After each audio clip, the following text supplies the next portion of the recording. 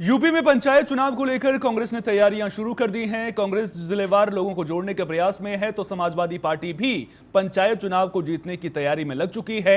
वहीं इन सब के बीच समाजवादी पार्टी और कांग्रेस ने यह फैसला भी किया है कि आने वाले दिनों में राहुल गांधी और अखिलेश यादव मिलकर यूपी की तस्वीर को बदल देंगे।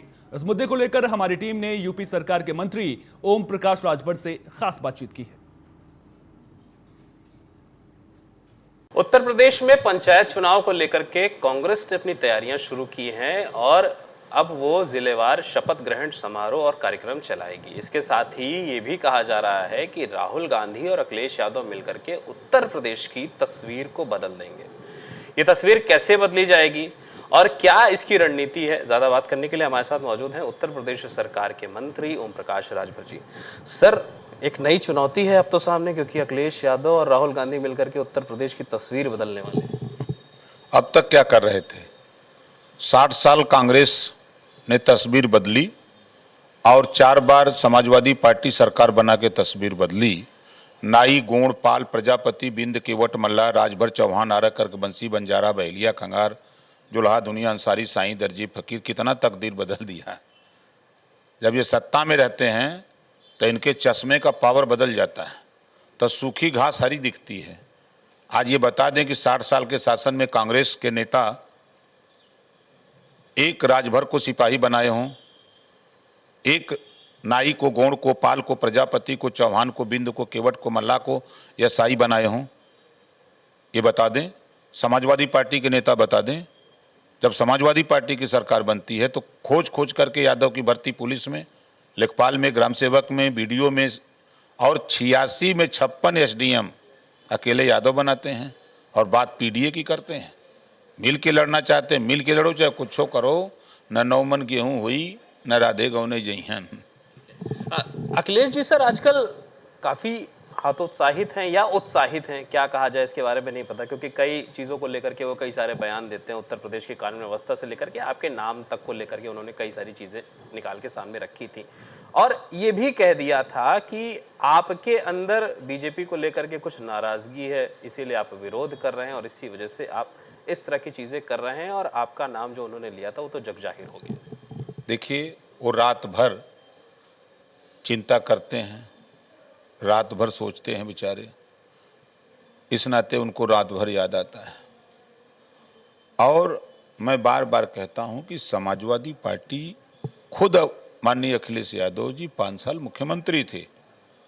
हम गिनती गिना दें कि समाजवादी पार्टी की सरकार में कितना लाभ उन्होंने अपनी कम्युनिटी को दिया, कितना नुकसान किया। 3 सितंबर 2013 को हाई कोर्ट ने कहा था कि 27% आरक्षण बांट करके सबको दिया जाए, नहीं किया उन्होंने।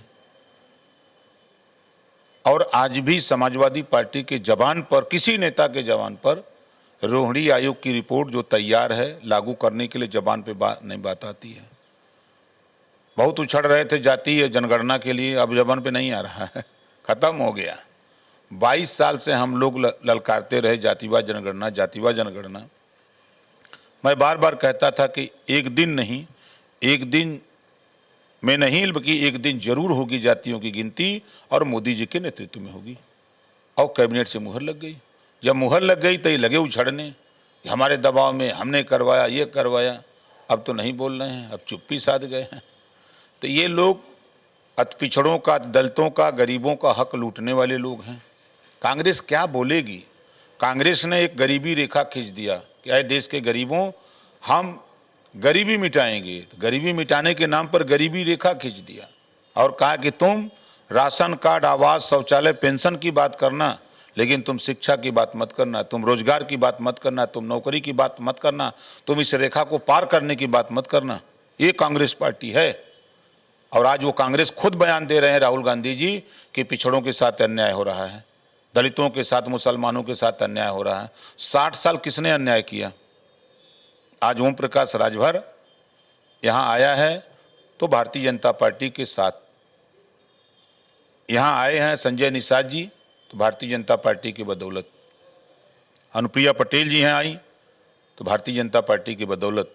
उत्तर प्रदेश में पहली बार मुख्यमंत्री समाजवादी पार्टी की सरकार बनी, माननीय मुलायम सिंह जी मुख्यमंत्री बने तो भारतीय जनता पार्टी के सहयोग से बने। ये कहाँ बतियाएंगे सब, ये इनके बात में कोई दम नहीं है। वो ये भी कह रहे हैं कि बीजेपी इतनी डरी हुई है कि स्कूल मर्जर के नाम पर उन स्कूलों को बंद किया जा रहा है जहां पर बूथ थे और बीजेपी को उन बूथों पर वोट नहीं मिलता था। अब उन स्कूलों को बंद कर दिया जाए ताकि वहां पे जो लोग हैं वो वोट ना डाल पाए, और वोट डालने अगर वो जाएंगे उतनी दूर तो वो नहीं जाने वाले। इस तरह की बातें भी वो कह रहे हैं। ये झूठ बोलने वाले लोग हैं। देखिए, जो सिस्टम है संविधान में, जो बाबा साहब डॉक्टर अम्बेडकर जी ने व्यवस्था दी है, जो बूथ है वो उसी बूथ पर वोट पड़ेगा। ये सब झूठ बोल रहे हैं। ये एक जगह वोट नहीं पड़ेगा, ये भ्रम में हैं लोग, ये गुमराह कर रहे हैं जनता को। जैसे सीए और एनआरसी जब आया तो ये यही लोग सड़क पर गुमराह कर रहे थे। शाहीन बाग दिल्ली का बहुत चर्चा में था। आप बताएं कि ये लोग कह रहे थे ना कि सीए व एनआरसी मुसलमानों को नागरिकता छीनने का कानून है। हम लोग कहते थे कि नागरिकता देने का कानून है। 2 साल के ऊपर हो गया। एक मुसलमान का नाम ये लोग बता दें कि जिसकी प्रदेश में, देश में नागरिकता छीनी गई हो। 2 साल के ऊपर हो गया, कानून बन गया। तो ये हमेशा विरोध करते हैं, सही बात की जानकारी लोगों को होती नहीं है, जनता को गुमराह करने के लिए बोलते हैं। उसी तरह आज भी बोल रहे हैं। एक आखिरी सवाल सर आपसे, कांवड़ यात्रा को लेकर के सरकार ने काफी सख्त नियम पिछली बार भी बनाए थे, इस बार भी बनाए कि लोगों को क्या खाने को दिया जा रहा है, क्या परोसा जा रहा है, वो अपना जो भी है उसकी जानकारी सार्वजनिक करें। उस पर भी विपक्ष का ये कहना है कि एक धर्म के लोगों को काम करने से रोका जा रहा है, या फिर बीजेपी हिंदू मुस्लिम करने में लगी हुई है। बीजेपी नहीं कर रही है, ये कांग्रेस और सपा के लोग खाली भाजपा का नाम लेना बंद कर दें तो ये लोग का पार्टी न चल पाई। सच बता रहा हूं कि जिस दिन Samajwadi party, Bahujan Samaj party, Congress party, ये लोग भारतीय जनता पार्टी का नाम लेना बंद कर दें तो इन लोगों की पार्टी खत्म हो जाएगी। धन्यवाद सर बात करने के लिए। तो ये थे मंत्री ओम प्रकाश राजभर, जिनका साफ तौर पर कहना है कि जिस दिन समाजवादी पार्टी या विपक्षी दल बीजेपी का नाम लेना बंद कर देंगे उस दिन इनकी राजनीति खत्म हो जाएगी। कैमरा पर्सन ज्ञान के साथ मैं नितिन, टीएनपी न्यूज।